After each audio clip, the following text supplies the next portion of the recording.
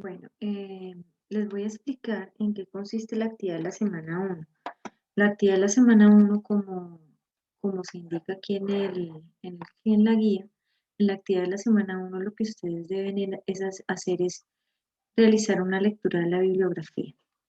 Y conforme a ella deben realizar dos actividades, una del hacer, que es resumir con un mapa conceptual la información de la hidrodinámica y otro de la termodinámica. Y luego contestar estas tres preguntitas. Aquí les voy a aclarar que esta lectura tiene dos partes. Entonces, esta lectura tiene dos partes. La primera parte es sobre la hidrodinámica, que es como para terminar el tema que vimos el periodo pasado, y la segunda parte es sobre la termodinámica. Entonces, mm, aquí yo les resumo muchos conceptos que son de la hidrodinámica aquí en la guía. Los conceptos de la hidrodinámica que están acá. Entonces, la hidrodinámica es una parte de la física que estudia los fluidos que se encuentran en movimiento. Em, para estudiar los fluidos que se encuentran en movimiento se empieza hablando de qué es un flujo. Entonces, hay flujo laminar y hay un flujo turbulento. Nosotros nos vamos a enfocar, como yo les he dicho antes, nosotros en física estudiamos como unos fenómenos que se ven bonitos, como organizaditos que pueden ser predecibles. Este flujo turbulento no lo podemos predecir. Este que es laminar es un poco más fácil de predecir porque tiene como unas regularidades. Em, Vamos a empezar hablando de un concepto que se llama el concepto de caudal. Ahorita, después de la termodinámica, de que explique termodinámica, les voy a poner un videito que hice anteriormente y que resume todo lo que son las ecuaciones, qué significa caudal, qué significa el principio de Bernoulli, el principio de Torricelli, pero aquí lo voy a pasar por encima en la guía.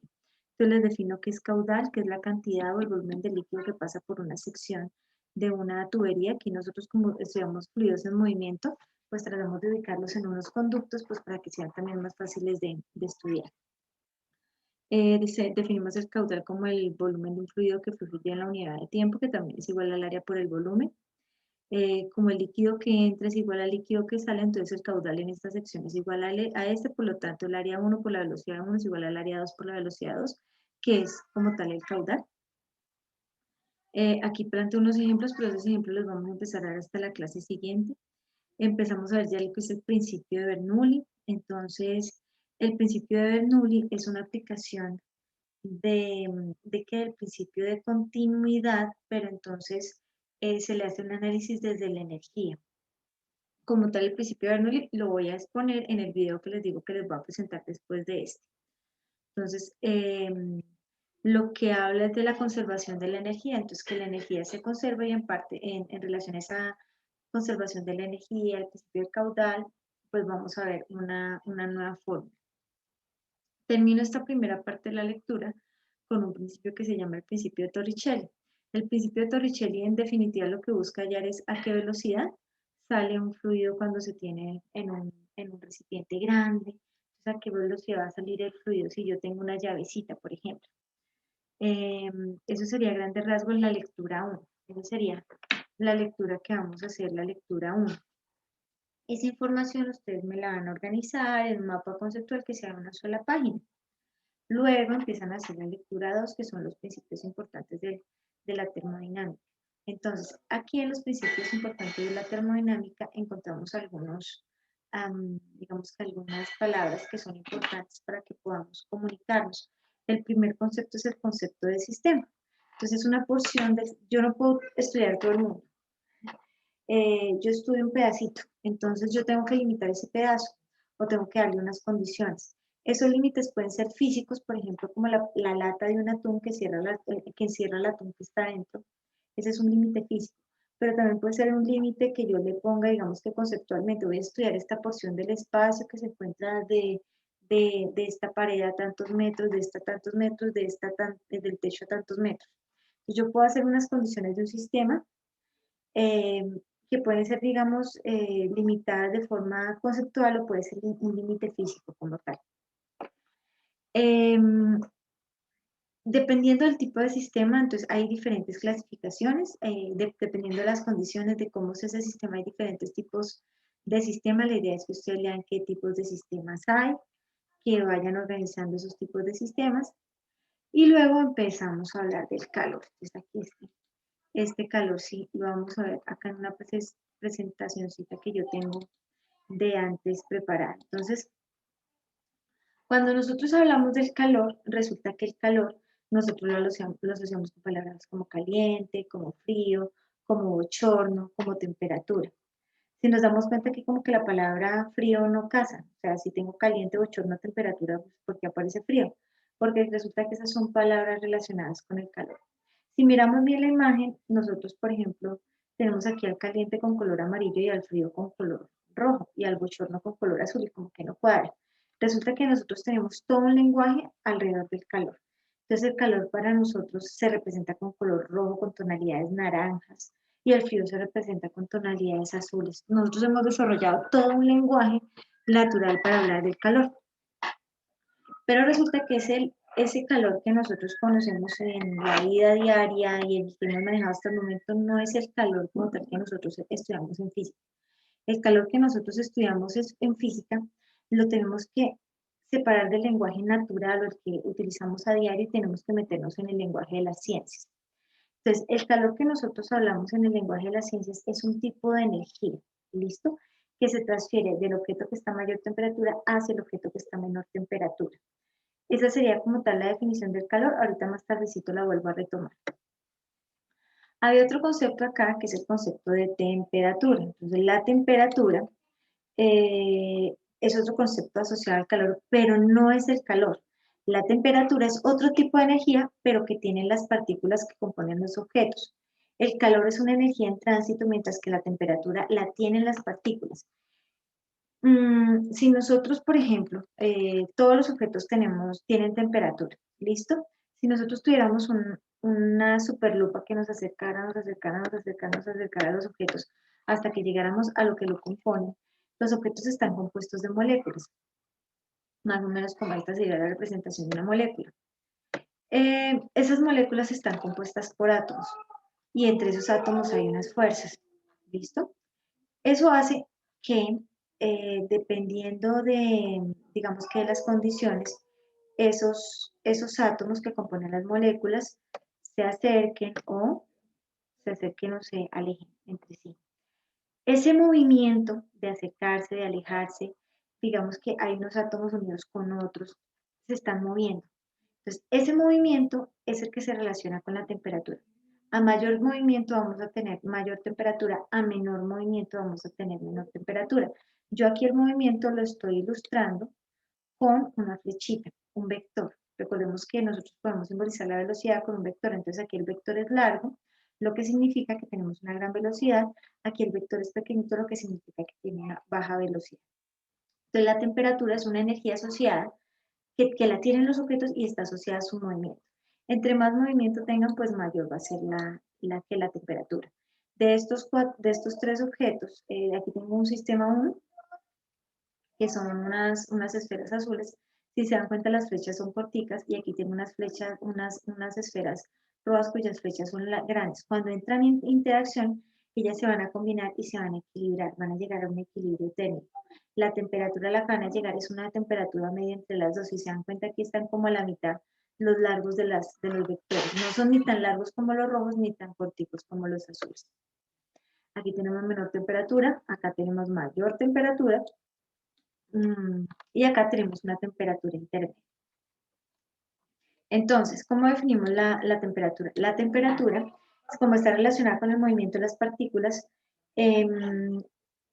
y nosotros habíamos visto al final del periodo, eso es una energía cinética. La energía asociada al movimiento se llama energía cinética. Y la temperatura es una energía relacionada con esa energía cinética, pero no la del objeto que se mueve completo, sino de las partículas que lo componen, de los átomos, de las moléculas, del movimiento que hay entre ellas.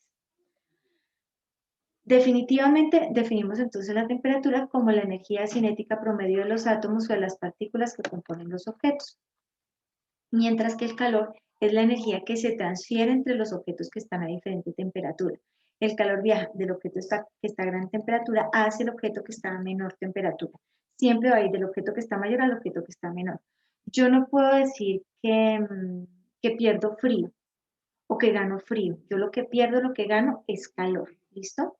Porque es la energía que se transfiere. El frío no se transfiere, el frío, cuando yo siento frío es porque se me escapa el calor. Y cuando yo siento calor en el lenguaje natural es porque está llegando calor a mi cuerpo, porque está llegando energía. Si pierdo esa energía, pues voy a ver un descenso de temperatura. Si la gano, va a haber un aumento en la temperatura. ¿Por qué decimos que se está transfiriendo energía si no estamos viendo nada? Entonces, resulta que el calor es un concepto que en la física está, digamos que es muy difícil de definir y no hay una idea única, así como de la luz, de muchos fenómenos que se estudian en la física, digamos que las ideas todavía se encuentran abiertas. Pero resulta que el calor nos da unas evidencias, esas evidencias se llaman los efectos del calor, ¿listo? Entonces el calor como tal puede producir dos cosas. El calor nos puede producir un cambio en la temperatura, bien sea que aumente o disminuya, o un cambio en la estructura de los objetos. Em, el calor cuando llega a un objeto puede producir un cambio de estado, o puede que puede ocasionar un cambio de forma. También puede ocasionar una combustión, por ejemplo, si yo acerco un papel a la llama de mi estufa, pues el papel se va a quemar. Pero resulta que nosotros no analizamos esa parte porque eso es una combustión. Entonces ahí ya el papel deja de ser papel y se convierte en otra cosa y eso ya es parte de la química. Entonces eso no lo vamos a ver nosotros. A nosotros nos interesan son los cambios de estado y los cambios de forma. Entonces, cuando yo le suministro calor, por ejemplo, el agua va a cambiar de estado. Si yo le suministro calor, no sé si ustedes conocen los globos. Los globos tienen ay, yo lo voy a llamar fogones.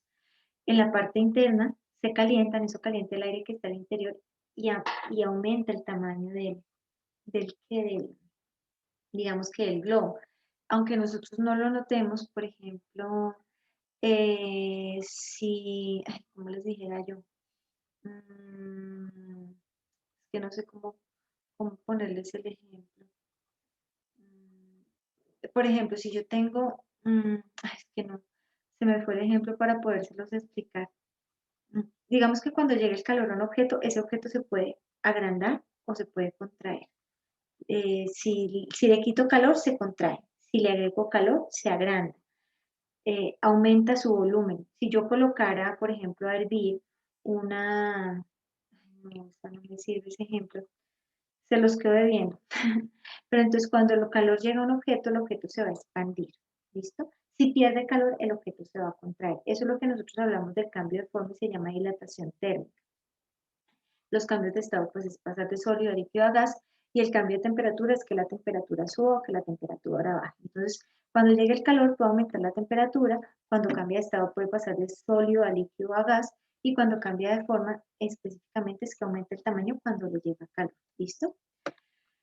Entonces, en los efectos del calor nos vamos a detener ¿en qué? En dos cosas, en el cambio de estado y en el cambio de temperatura, que es lo que yo les expongo en la guía. El cambio de temperatura está relacionado con un calor que se llama el calor latente. Ya me detengo en eso que es. Perdón, el cambio de temperatura está relacionado con un calor que se llama el calor específico, mientras el cambio de estado está relacionado con un calor latente. ¿Qué es lo que pasa?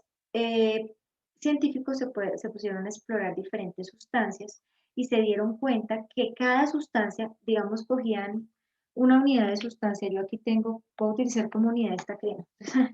En esta midieron la misma cantidad de sustancia de diferentes sustancias, digamos aluminio, agua, mercurio, nitrógeno. Entonces cogieron la misma cantidad, por ejemplo, un kilogramo o un gramo, que esas son medidas estándar.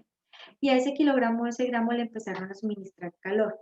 Midieron el calor que le habían suministrado y midieron cuánto aumentaba su temperatura dependiendo de la cantidad de calor que les suministraban. Entonces se dieron cuenta que una sustancia determinada necesita una cantidad de calor específica para aumentar su temperatura 1 grado Celsius. Entonces lo hicieron con kilogramos y lo hicieron con los gramos. Entonces, un gramo de sustancia, ¿cuánto calor necesita para aumentar su temperatura? Un kilogramo de sustancia, ¿cuánto calor necesita para aumentar su temperatura? 1 grado Celsius. Eso es lo que conocemos como calor específico.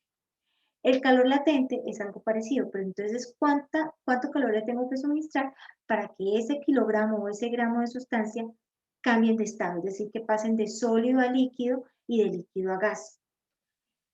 Entonces, ¿por qué ocurre? Cuando llega calor a un objeto aumenta la temperatura.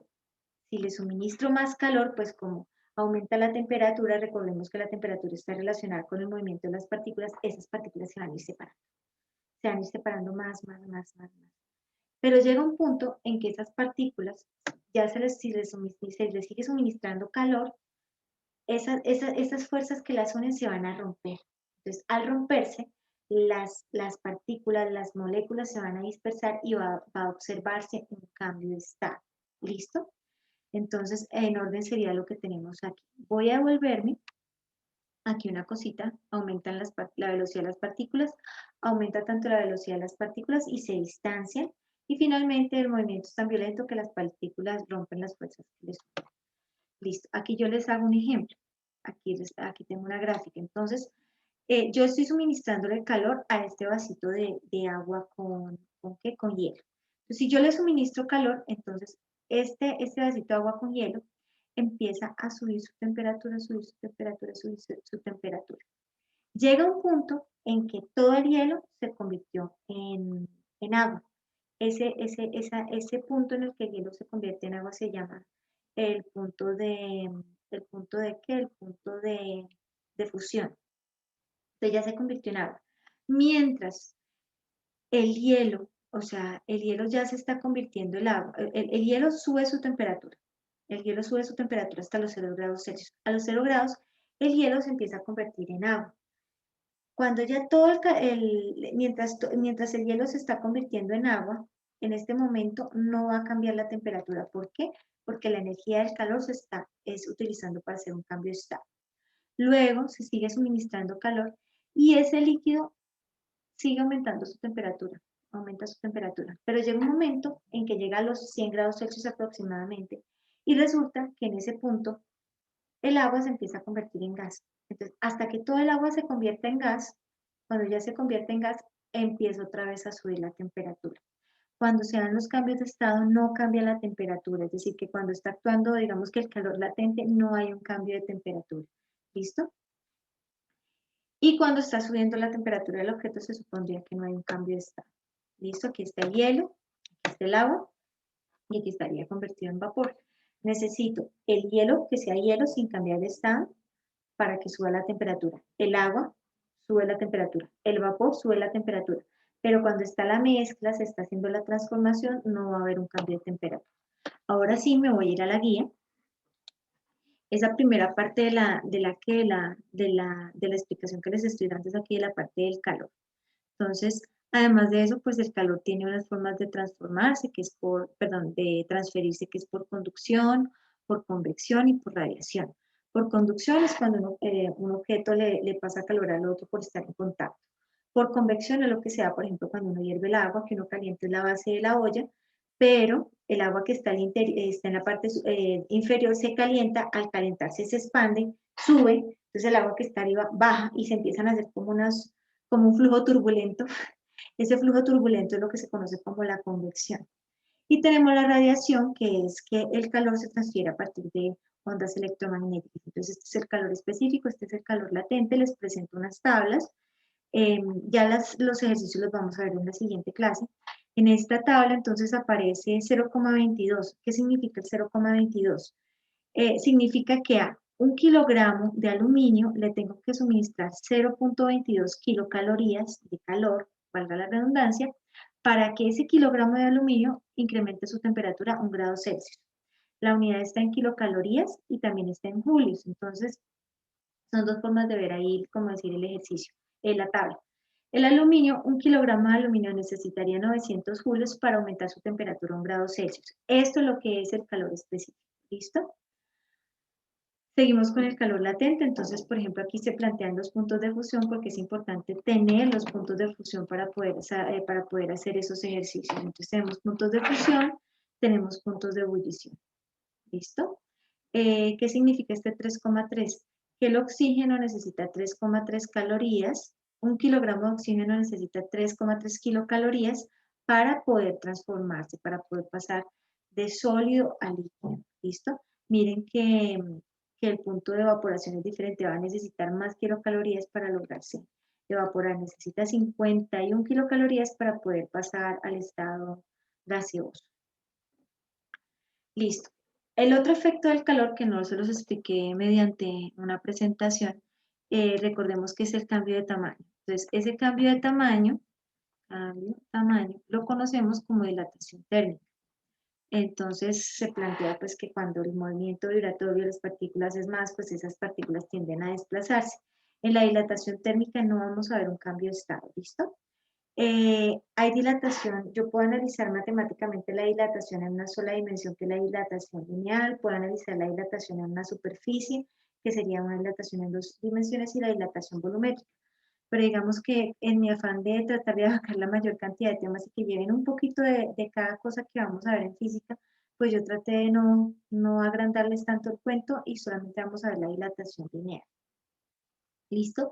Entonces resulta que cada material se expande una determinada cantidad, y esa determinada cantidad que se expande es la que nosotros encontramos aquí en esta tablita. Entonces ahí aparece cuánto se expande cada material dependiendo de qué material es. Entonces, por ejemplo, nosotros podemos ver que el aluminio tiene 0,0000238, mientras que el bismuto tiene 0,00135. Entonces, el bismuto, cuando su temperatura cambia a 1 grado Celsius, se expande menos de lo que se expande el aluminio. El aluminio se expande más que el bismuto. Este valor, ¿qué es lo que quiere decir? Que por cada grado Celsius, perdón, que cambia la temperatura, estos materiales, se va a expandir esta cantidad creo que está en centímetros por cada centímetro de longitud, ¿listo? Entonces, se va a expandir estos centímetros, 0,0000238 centímetros por cada grado que le cambie su temperatura. Entonces sería esto así. Luego hablamos de la primera y de la segunda ley de la termodinámica. Aquí yo les pido por favor que sí realicen la lectura muy bien. No me voy a detener mucho en esto pues porque el tiempo de la clase no me da, porque también quiero que miren el video ahorita de hidrodinámica, pero de manera general pues vamos a hablar. Entonces aquí en la primera y segunda ley de la termodinámica primero les hago una introducción de lo que es la energía, que la energía pues tiene la capacidad de convertirse de unas formas útiles a unas formas menos útiles, y luego ya empiezo a definirles lo que es la primera ley de la termodinámica. Entonces aquí lo que nos establece la ley de la termodinámica es, acá la tengo por acá, lo que nos establece es como una relación entre el trabajo, el calor y el cambio en la energía interna. Entonces, que el cambio en la energía interna depende del calor, que bien sea se gane o se pierda, y del trabajo realizado en el sistema. Entonces, si el trabajo lo realiza el sistema, entonces se pierde, digamos que lo realiza hacia el exterior. Al realizarlo hacia el exterior, ese trabajo sería negativo, si el sistema hace trabajo. Si al sistema le ingresa trabajo, entonces sería positivo, aumentaría su energía interna. Si el sistema pierde calor, disminuiría la energía interna. Si el sistema gana calor, pues aumentaría su energía interna. Entonces, de manera general, la primera ley de la termodinámica está definida como el que el cambio de la temperatura depende del trabajo realizado y del calor recibido o entregado. La segunda ley de la termodinámica entonces dice que aquí, por aquí lo tengo, que todos los procesos en el planeta Tierra tienen una dirección, ¿listo? Entonces nosotros, por ejemplo, el camino natural que tiene el ser humano es nacer, crecer y envejecerse y morir. El proceso contrario no se realiza. Todas las cosas en el planeta pues tienen una dirección. Sin embargo, pues yo les pido pues que profundicen un poquito más en esta lectura. Finalmente aquí hablo de la tendencia al desorden, que en realidad lo que quiero que ustedes exploren es lo que es la entropía.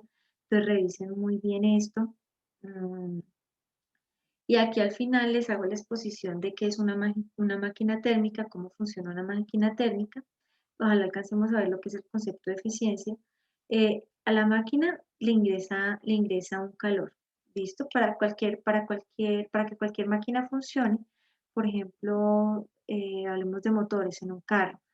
Yo al motor del carro le suministro calor, yo le suministro gasolina, pero en realidad lo que hace la gasolina es quemarse. La gasolina se quema para que se expandan unos pistones y al interior de ese motor, que digamos aquí está ilustrado por este circulito que está acá, se va a realizar un trabajo, ¿listo? Entonces, lo que ingresa a la máquina, listo, es gasolina, pero en realidad lo que yo le estoy suministrando es un calor. Entonces, cuando ingresa ese calor, la máquina realiza un trabajo, pero todo el trabajo no puede ser aprovechado, todo el calor que entra no es aprovechado. La máquina va a perder una cantidad de calor. Entonces, este principio de funcionamiento de la máquina térmica lo que nos dice es que toda la energía que entra no puede ser utilizada de forma útil, sino que siempre vamos a perder algo. Entre menos se pierda, pues vamos a tener una mayor eficiencia. ¿Cómo podemos decir que se pierde energía? Si nosotros tocamos el capó de un carro, el capó está caliente, cuando está funcionando está caliente. ¿Por qué? Porque el calor sí se utiliza para aumentar el tamaño, el volumen de los pistones y que haya movimiento, pero resulta que todo no se utiliza para hacer eso, sino que hay una parte que calienta el sistema.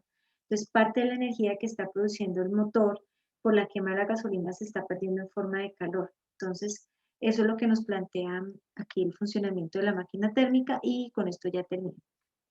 Entonces, van a hacer bien la lectura, yo sé que es una lectura larga, pero lo que yo quiero es que ustedes como que se lleguen una idea general de todos los conceptos de termodinámica en este periodo, así sea de manera general, que ustedes se lleven como un poquito de algo por si les toca responder el ICFES, que no estén como tan perdidos en el lenguaje. Listo, entonces van a hacer la lectura y después de la lectura van a hacer los mapas conceptuales y ¿qué? Ahí está, van a contestar estas tres preguntitas. ¿Listo? Entonces ahorita ya pasamos a ver el video de la hidrodinámica que gracias a que el año pasado pues nos tenían organizado el tiempo de otra manera, pues yo tenía un poquito más de tiempo también para hacerles unas presentaciones un poquito más organizadas que ahorita que pues nos toca dictar varias veces la clase, y ya el horario está diferente organizado, pues ya me toca también a mí distinto. Entonces, ahorita seguimos con el video de la hidrodinámica porque quiero que se lleven como una idea de esa primera parte de la lectura que es muy interesante.